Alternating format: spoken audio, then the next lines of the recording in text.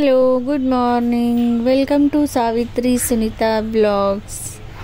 ಇವತ್ತು ಯುಗಾದಿ ಹಬ್ಬ. ಸೊ ಎಲ್ಲರಿಗೂ ಯುಗಾದಿ ಹಬ್ಬದ ಶುಭಾಶಯಗಳು. ಹೊಸ ವರ್ಷ.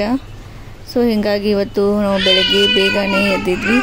ಬೇಗ ಎದ್ದು ಮನೆಯನ್ನೆಲ್ಲ ಕ್ಲೀನ್ ಮಾಡಿಕೊಂಡು ಪೂಜೆ ಮಾಡ್ಕೋಬೇಕು ಅಂತ ಹೇಳಿ ಎಲ್ಲ ರೆಡಿ ಮಾಡ್ಕೋತಾ ಇದ್ದೀನಿ. ಬೆಳಗ್ಗೆ ಬೇಗ ಎದ್ದು ಮನೆ ಕ್ಲೀನ್ ಮಾಡಿ ಸ್ನಾನ ಮಾಡಿದೆ. ಅದಾದಮೇಲೆ ಅಷ್ಟರಲ್ಲಿ ಪೂಜೆ ಮಾಡಬೇಕು ಅಂತ ರೆಡಿ ಮಾಡ್ಕೋತಾ ಇದ್ದೆ. ನಮ್ಮ ಅತ್ತೆ ಹೂವು ತೊಗೊಂಬಂದರು. ಅವರು ಕೆಳಗಡೆ ವಾಕಿಂಗ್ ಹೋಗಿರ್ತಾರೆ. ಆವಾಗ ಬರಬೇಕಾದ್ರೆ ಹೂವು ತೊಗೊಂಬಂದರು. ಆಮೇಲೆ ಹಾಲು ಬಂತು. ಸೊ ಮೊದಲಿಗೆ ಟೀ ಮಾಡಿದೆ. ಎಲ್ಲರೂ ಟೀ ಮಾಡ್ಕೊಂಡು ಕುಡಿದು ಆಮೇಲೆ ಪೂಜೆ ಮಾಡಬೇಕು ಅಂತ ಹೇಳಿ ಮಾಡ್ತಾ ಇದ್ದೀನಿ. ಇದೆಲ್ಲ ಕೊಂಡು ತಗೊಂಬಂದು ಎಷ್ಟು ಟೀ ನಮ್ಮಲ್ಲಿ ಆದ್ರೆ ಗಿಡದಾಗ ಯಾವ ಗಿಡ ಸಿಗ್ತೈತೆ ಆ ಗಿಡ ಎಲ್ಲ ಹಚ್ಚಿ ಹರಿತೀವಿ. ಎರಡು ತಗೊಂಬಂದ್ರೆ ಮಾವಿನ ಇಲ್ಲಿ ನಮ್ಮ ಅತ್ತೆ ಮಾವಿನ ತೊಳಲನ್ನ ರೆಡಿ ಮಾಡ್ತಾ ಇದ್ದಾರೆ. ಮಹೇಶ್ ಮಾವಿನ ಎಲೆಯನ್ನು ಆಮೇಲೆ ಮಾವಿನಕಾಯಿ ಎರಡನ್ನೂ ತೊಗೊಂಡು ಬಂದಿದ್ರು ಹೊರಗಡೆ ಹೋಗಿ. ಸೊ ಮಾವಿನ ತೊಳಲು ಕಟ್ಟಬೇಕು ಬಾಗಿಲಿಗೆ ಅಂತ ಹೇಳಿ ಇಲ್ಲಿ ರೆಡಿ ಮಾಡ್ಕೋತಾ ಇದ್ದೀವಿ. ಎಲ್ಲ ಮಾವಿನ ಎಲೆಯನ್ನು ತೊಳ್ಕೊಂಡು ಕ್ಲೀನಾಗಿ ಅದಾದಮೇಲೆ ಒಂದು ದಾರದಲ್ಲಿ ಚೆನ್ನಾಗಿ ಪೋಣಿಸ್ಕೊಳ್ತಾ ಇದ್ದೀವಿ. ಅದಾದಮೇಲೆ ಇಲ್ಲಿ ಬಾಗಿಲಿಗೆ ಕಟ್ತಾ ಇದ್ದೀವಿ ಮಾವಿನ ತೊಳಲನ್ನು.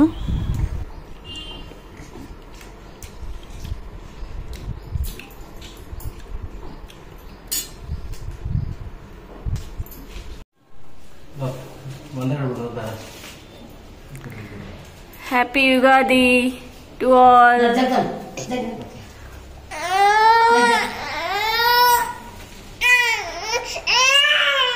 ಏ ಗುಬ್ಬಿ ಯಾಕ ಅಲ್ಲ ನೋಡಪ್ಪ, ಏನದು ಏನದು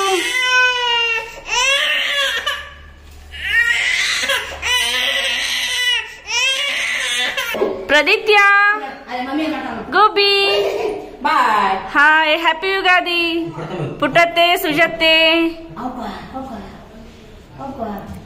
ಅಮ್ಮಮ್ಮ.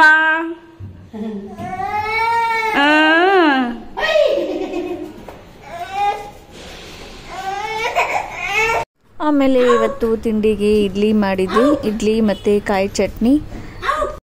ಇಲ್ಲಿ ದೇವರ ನೈವೇದ್ಯಕ್ಕೆ ಅಂತ ಹೇಳಿ ಬೇವು ಬೆಲ್ಲವನ್ನು ರೆಡಿ ಮಾಡ್ಕೊಳ್ತಾ ಇದ್ದೀನಿ.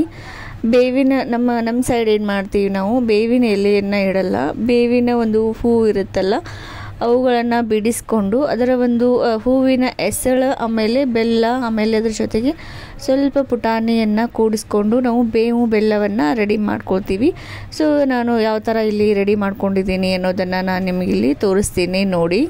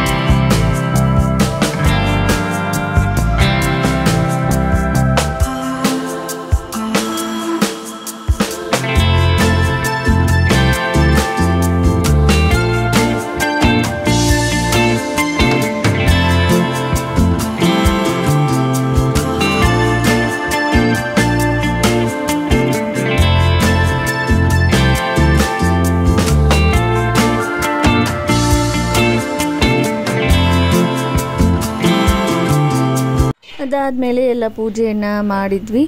ನಮ್ಮ ಮನೆಯಲ್ಲಿ ನಾವು ಲಕ್ಷ್ಮೀ ಸರಸ್ವತಿ ಗಣೇಶ ಒಂದು ಫೋಟೋ ಇದೆ. ಆಮೇಲೆ ವೆಂಕಟೇಶ್ವರದ್ದು ಒಂದು ಫೋಟೋ ಇದೆ. ಮಹೇಶ್ ಅವರು ವೆಂಕಟೇಶ್ವರ ದೇವ್ರದ್ದು ಆರಾಧಕರು. ಸೊ ವೆಂಕಟೇಶ್ವರನ ಒಂದು ಫೋಟೋವನ್ನು ನಾವು ಇಟ್ಟಿದ್ದೀವಿ ಮನೆಯಲ್ಲಿ. ಆಮೇಲೆ ಬಾಲ ಗಣೇಶ ಆಮೇಲೆ ಬಾಲಕೃಷ್ಣ ಇವು 4 ಫೋಟೋವನ್ನು ನಾವು ಮನೆಯಲ್ಲಿ ಪೂಜೆಯನ್ನು ಮಾಡ್ತೀವಿ. ಸೊ ಪೂಜೆಯನ್ನು ಮಾಡಿ ಎಲ್ಲ ಮುಗಿಸಿದೆ. ಅದಾದಮೇಲೆ ಬೇವು ಬೆಲ್ಲವನ್ನು ನೈವೇದ್ಯವನ್ನು ಇಲ್ಲಿ ಮಾಡ್ತಾಯಿದ್ದೀನಿ. ಸೊ ಯುಗಾದಿ ಹಬ್ಬಕ್ಕೆ ಅಂತ ಹೇಳಿ ನಾನಿಲ್ಲಿ ಸ್ವೀಟನ್ನು ರೆಡಿ ಮಾಡ್ತಾಯಿದ್ದೀನಿ. ನಾನಿಲ್ಲಿ ಗೌಲಿ ಪಾಯಸವನ್ನು ಮಾಡ್ತಾಯಿದ್ದೀನಿ. ಇದನ್ನ ನಮ್ಮ ಕಡೆ ನಾವು ಗೌಲಿ ಅಂತ ಹೇಳಿ ಕರಿತೀವಿ. ಕೆಲವೊಂದು ಕಡೆ ಸೌತೆ ಬೀಜ, ಆಮೇಲೆ ಗುಳಿಗೆ ಅಂತ ಹೇಳಿ ಕರಿತೀವಿ. ಸೊ ಆ ಒಂದು ಪಾಯಸವನ್ನು ನಾನಿಲ್ಲಿ ಮಾಡ್ತಾಯಿದ್ದೀನಿ. ಇವುಗಳನ್ನು ಮಾಡ್ಕೊಳ್ಳೋದು ತುಂಬಾ ಈಸಿ. ಮೈದಾ ಹಿಟ್ಟು ಆಮೇಲೆ ರವೆ ಎರಡೂ ಕಲಿಸಿ ಹಿಟ್ಟನ್ನು ನಾದಿಕೊಂಡು ಚಿಕ್ಕದಾಗಿ ಈ ಥರ ಗೌಲಿಯನ್ನು ಮಾಡ್ಕೊಳ್ಳೋದು. ಆಮೇಲೆ ಒಣಗಿಸಿ ಅವುಗಳನ್ನು ಸ್ಟೋರ್ ಮಾಡಿ ಇಟ್ಕೊಂಡ್ರೆ ಗೌಲಿ ರೆಡಿ ಆಗಿಬಿಡ್ತವೆ. ಸೊ ನಮ್ಗೆ ಯಾವಾಗ ಬೇಕೋ ಅವುಗಳನ್ನು ನಾವೇನು ಮಾಡಬಹುದು, ಪಾಯಸವನ್ನು ಮಾಡಿಕೊಂಡು ತಿನ್ಬೋದು. ಇದು ಮಾಡೋದು ತುಂಬಾ ಈಸಿ. ನಾವು ಶಾವಿಗೆ ಪಾಯಸ ಮಾಡ್ತೀವಲ್ವ, ಸೊ ಅದೇ ಥರನೇ ಸೇಮ್ ಪ್ರೊಸೀಜರ್, ಅದೇ ಥರನೇ ನಾವು ಗೌಲಿ ಪಾಯಸವನ್ನು ನಾವು ಮಾಡ್ತೀವಿ. ಇವುಗಳನ್ನು ಮಾಡಿ ನಾವು ಒಣಗಿಸಿ ಸ್ಟೋರ್ ಮಾಡಿ ಇಟ್ಕೊಂಡಿರ್ತೀವಲ್ವ, ಸೊ ಎಷ್ಟು ದಿನ ನಾವು ಸ್ಟೋರ್ ಮಾಡಿ ಇಟ್ಕೊಂಡಿರ್ತೀವಿ ಅಷ್ಟು ಇದು ಟೇಸ್ಟಾಗಿ ಬರುತ್ತೆ ಅಂತ ಹೇಳಿ ಹೇಳ್ತಾರೆ. ಸೊ ಇವುಗಳನ್ನು ನಾವು ಮಾಡಿ ಸುಮಾರು 1 ವರ್ಷನೇ ಆಗಿರ್ಬೋದು. ಸೊ ಈ ಸಲ ನಾವು ಹಬ್ಬಕ್ಕೆ ಇದೇ ಪಾಯಸನೇ ಮಾಡಬೇಕು ಅಂತ ಹೇಳಿ ಇಲ್ಲಿ ಮಾಡ್ತಾಯಿದ್ದೀನಿ. ಸೇಮ್ ಶಾವಿಗೆ ಪಾಯಸ ಮಾಡ್ತೀವಲ್ವ, ಅದೇ ಥರನ ಇದನ್ನು ನಾವು ಮಾಡಬೇಕು. ನಾನಿಲ್ಲಿ ಒಂದು ಬೌಲಷ್ಟು ಗೌಲಿಯನ್ನು ತೊಗೊಂಡಿದ್ದೀನಿ. ಅದಕ್ಕೆ 1 ಸ್ಪೂನ್ ತುಪ್ಪ ಹಾಕಿ ಚೆನ್ನಾಗಿ ಹುರ್ಕೊಳ್ಬೇಕು. ಅದಾದಮೇಲೆ ಹುರ್ಕೊಂಡಾದಮೇಲೆ ಬಿಸಿನೀರನ್ನು ಹಾಕಿ ಕುದಿಯೋದಕ್ಕೆ ಇಟ್ಟಿದ್ದೀನಿ. ಇದು ಮೈದಾ ಹಿಟ್ಟು ಇರುತ್ತಲ್ಲ, ಸೊ ಕುದಿಯೋದು ಸ್ವಲ್ಪ ಲೇಟ್ ಆಗುತ್ತೆ. ಹೀಗಾಗಿ ಒಂದು 10-15 ನಿಮಿಷ ಇದನ್ನು ನಾವು ಏನು ಮಾಡಬೇಕು, ಕುದಿಸ್ಕೊಳ್ಬೇಕು. ಸೊ ಚೆನ್ನಾಗಿ ಕುದಿಸ್ಕೊಂಡಾದಮೇಲೆ ನಾವು ಸಕ್ಕರೆ ಅಥವಾ ಬೆಲ್ಲವನ್ನು ಹಾಕಿ ಪಾಯಸವನ್ನು ರೆಡಿ ಮಾಡ್ಕೊಳ್ಬೇಕು. ನಾನಿಲ್ಲಿ ತೋರಿಸ್ತೀನಿ ನಿಮಗೆ. ಸೊ ಇದು ಕುದ್ದಿದೆ ಇವಾಗ, ಅಂದರೆ ಅದು ಡಬಲ್ ಸೈಜ್ ಆಗಿರುತ್ತೆ, ಗೊತ್ತಾಗಿರುತ್ತೆ ನಮಗೆ ಕುದ್ದಿರೋದು ಯಾವ ಥರ ರೆಡಿ ಆಗಿದೆ ಅಂತ ಹೇಳಿ.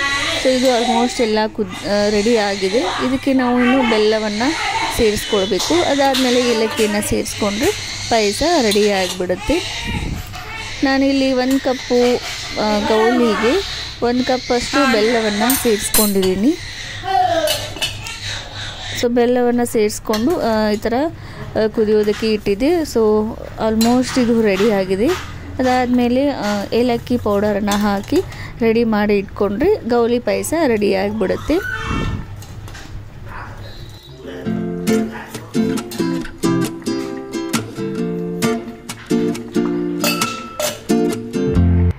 ಅದಾದಮೇಲೆ ಸ್ವಲ್ಪ ಹಾಲನ್ನು ಇಲ್ಲಿ ಹಾಕ್ಕೊಳ್ಬೇಕು. ನಾನಿಲ್ಲಿ ಒಂದು ಅರ್ಧ ಬಟ್ಲಷ್ಟು ಹಾಲನ್ನು ಸೇರಿಸ್ಕೊಂಡಿದ್ದೀನಿ. 1 ಬಟ್ಲು ಗೌಲಿ, 1 ಬಟ್ಲು ಬೆಲ್ಲ, ಒಂದು ಅರ್ಧ ಬಟ್ಲು ಹಾಲು, ಇವುಗಳನ್ನು ಅಷ್ಟೇ ಪ್ರಮಾಣದಲ್ಲಿ ಹಾಕ್ಕೊಂಡು ತಿನ್ನೋದಕ್ಕೆ ತುಂಬಾ ರುಚಿಯಾಗಿರುತ್ತೆ. ಸೊ ಹಾಲನ್ನು ಸೇರಿಸ್ಕೊಂಡಾಯಿತು. ಸೊ ಆಲ್ಮೋಸ್ಟ್ ಪಾಯಸ ಎಲ್ಲ ರೆಡಿ ಆಯಿತು. ಸೊ ಇವಾಗ ದೇವರಿಗೆ ನೈವೇದ್ಯವನ್ನು ಮಾಡಿ ಅದಾದಮೇಲೆ ನಾವು ಟೇಸ್ಟ್ ಮಾಡೋಣ. ಇಲ್ಲಿ ನೈವೇದ್ಯಕ್ಕೆ ಎಲ್ಲ ತೆಗೆದು ಇಟ್ಕೊಳ್ತಾ ಇದ್ದೀನಿ.